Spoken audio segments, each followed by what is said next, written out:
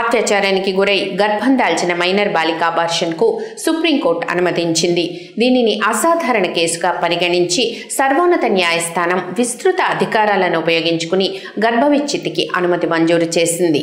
మహారాష్ట్రకు చెందిన మైనర్ బాలిక అత్యాచారానికి గురై గర్భం దాల్చింది. అయితే ఈ విషయాన్ని ఆలస్యంగా గుర్తించిన బాధితురాలి తల్లి అబార్షన్ కోసం అనుమతి కోరుతూ బాంబే హైకోర్టును ఆశ్రయించారు. అప్పటికే 6 నెలలు దాటిపోవడంతో అబార్షన్ చేస్తే పిండస్థ శిశువు జన్మించే అవకాశం ఉందని పేర్కొంటూ ఆ పిటిషన్ను తిరస్కరించింది.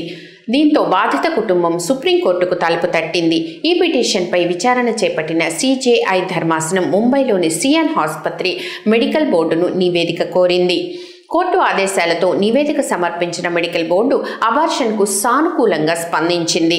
దీంతో సుప్రీంకోర్టు రాజ్యాంగంలోని ఆర్టికల్ 142 కింద తమకున్న విస్తృత అధికారాలను ఉపయోగించి ఆ బాలికకు తక్షణమే వైద్యపరంగా గర్భ విచ్ఛిత్తి చేయాలని సియాన్ ఆసుపత్రి డీన్ను ఆదేశించింది.